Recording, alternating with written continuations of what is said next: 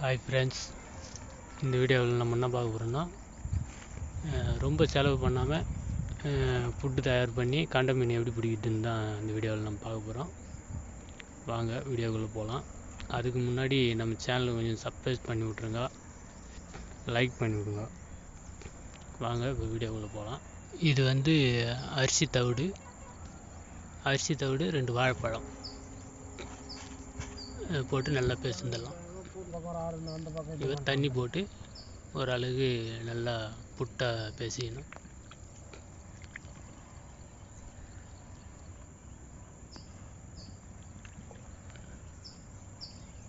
அதான் இந்த அளவுக்கு நல்லா பேசிந்துட்டு இது கூட இப்போ நம்ம என்ன சேர்க்க போகிறோம் அப்படின்னா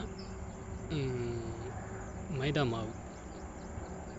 மாவு வந்து ஒரு கையளவு மைதா மாவு போட்டு கலந்துடலாம். அது கூட வந்து வாத்து முட்டை ஒன்று, அவ்வளோதான். நம்ம அந்த ஃபுட்டுக்கு சேர்க்க போகிற பொருள் வந்து அரிசி தவிடு, 2 வாழைப்பழம், ஒரு வாத்து முட்டை, மைதா மாவு ஒரு கையளவு, அவ்வளோதான்.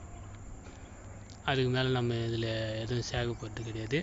அவ்வளோதான், சிம்பிளாக போட்டு தான் நம்ம கண்டை கிடைக்குதா அப்படின்னு இந்த வீடியோவில் நம்ம பார்க்கலாம். ஏன்னா வந்து எல்லா இடத்துலையும் வந்து கண்டை வந்து நம்மளுக்கு கிடச்சிடாது. மாவு போட்டு போட்டு பழக்கமான இடத்துல மட்டும்தான் நமக்கு வந்து கண்டை கிடைக்கும். நம்ம எல்லா இடத்துலையும் போட்டு கண்டை கிடைக்கலையே அப்படின்னு போகிறீங்க. மாவு வந்து எந்த இடத்துல போட்டு மீனுங்க போட்டு பிடிக்கிறாங்களோ அந்த இடத்துல மட்டும்தான் போட்டால் நம்ம பிடிக்க முடியும்.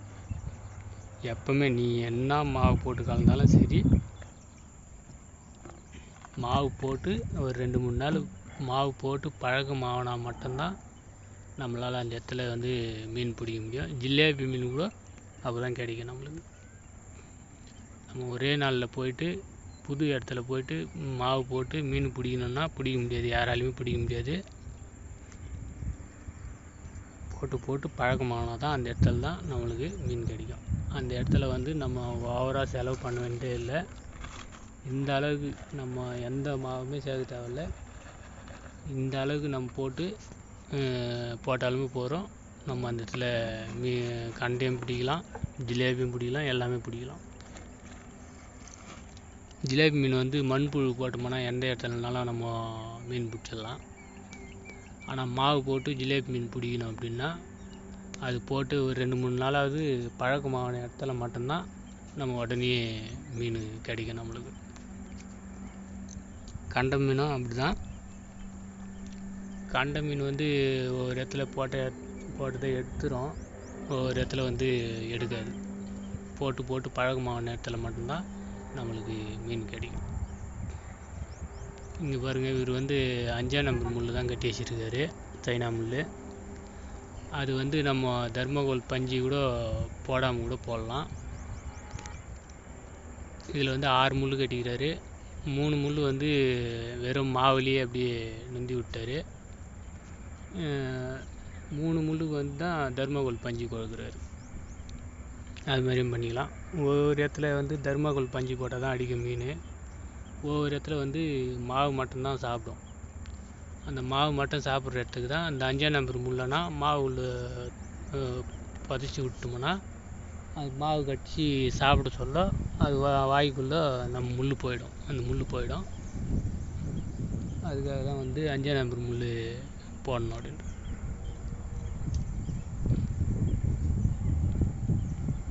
இது சிம்பிளாக தான் போடுறோம், ஆனால் எங்களுக்கு இன்றைக்கி கிடைக்குமா கிடைக்காதான்னு தெரியல. அதுவும் வந்து மாவு கம்மியாக தான் வாங்கிட்டு வந்துக்கிறோம். தவிடு 1/2 கிலோ தவிடு மட்டும்தான் வாங்கிட்டு வந்தோம். சும்மா கொஞ்சம் நெய் போட்டு பார்க்கலாமே அப்படின்றதுக்காக தான்.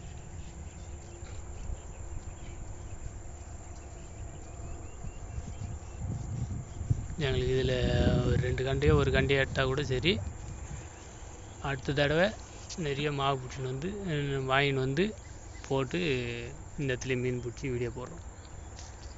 இது எந்த இடம்னு பார்த்தீங்கன்னா நாராயணபுரம் கூட்டு ரோடுன்னு வாங்குது. அங்கே வந்து இந்த ஆறு வந்து பூண்டி ஏரிக்கு வந்து கலக்கும். இந்த ஆறு தண்ணி பூண்டி ஏரிக்கு வரும். இதுக்கு முன்னாடி ஒரு வீடியோ போட்டிருப்பேன், இந்த கண்டை மீன் புட்டு தயார் பண்ணுறதுக்கு. அந்த வீடியோவை போய் பார்த்தனாலும் போய் பாருங்கள். நிறைய பொருள் போட்டிருப்போம் அதில். எசன்ஸ் அது இதுன்னு நிறைய போட்டிருப்போம். ஆனால் இதில் வந்து அந்த அளவுக்கு எதுவும் கலக்கலை. 4 பால் செட்டு போடுறோம். ஏற்கனவே ஒன்று போட்டாச்சு, இன்னொன்று போடுறாரு.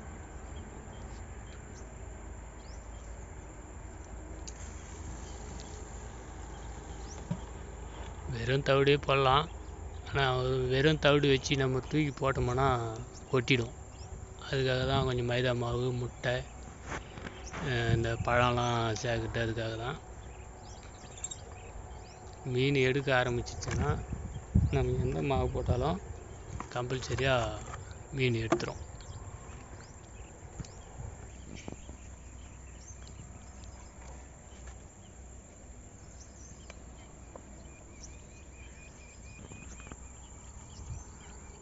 இந்த ஆற்றுலேயே வந்து இந்த இடம் மட்டும்தான் பள்ளமான இடம். அதனால் எங்கே சுற்றியும் கண்டைங்கள்லாம் வந்து இந்த பள்ளத்தில் தான் வந்து தங்கிடும். அதுக்காக தான் இந்த இடத்துல நிறையா வந்து பிடிப்பாங்க மீன். ரோகு, கட்லா எல்லா மீனும் இருக்கும் அந்த ஆற்றுல.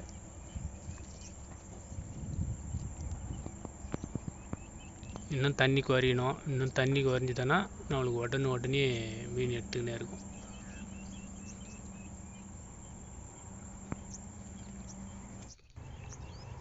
அடிச்சா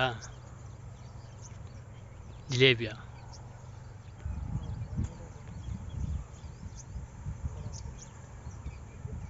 ஜிலேபி தாங்க மாடிச்சு. அது இழுத்துட்டு பார்த்தா கண்டையாங்காட்டின்னு பார்த்தோம். பார்த்தீங்களா, கண்ட மாதிரி வருது.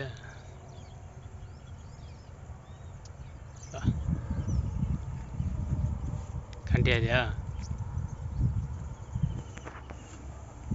ஜிலேபியா?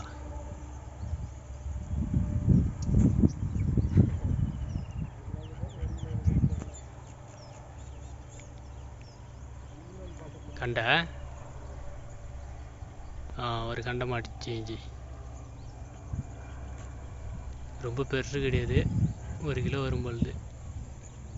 பாருங்கள், அது போது பாருங்கள், அது எந்த அளவுக்கு இழுக்குது பாரு. 1/2 கிலோ மாவு வாங்கிட்டு வந்து, தவிடு வாங்கிட்டு வந்து ஒரு கண்டை பிடிச்சிட்டோம்.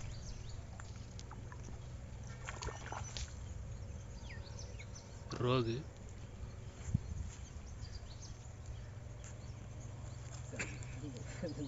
பார்த்தீங்களா, கண்டை பிடிச்சாச்சு. மாவும் காலி ஆயிடுச்சு.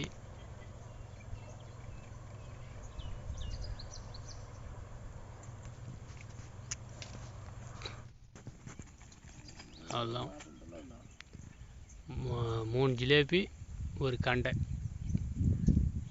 போகிறோம். 1/2 கிலோ மாவுக்கு இதே 1.5 கிலோவுக்கு வந்துச்சு.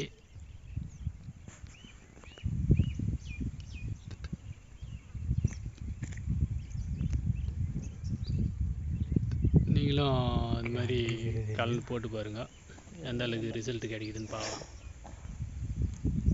கண்டை 1 கிலோ வரும், ஜிலேபி ஒரு 1/2 கிலோ வரும். அவ்வளோதான் ஃப்ரெண்ட்ஸ் இந்த வீடியோ. ஓகே, பாய்.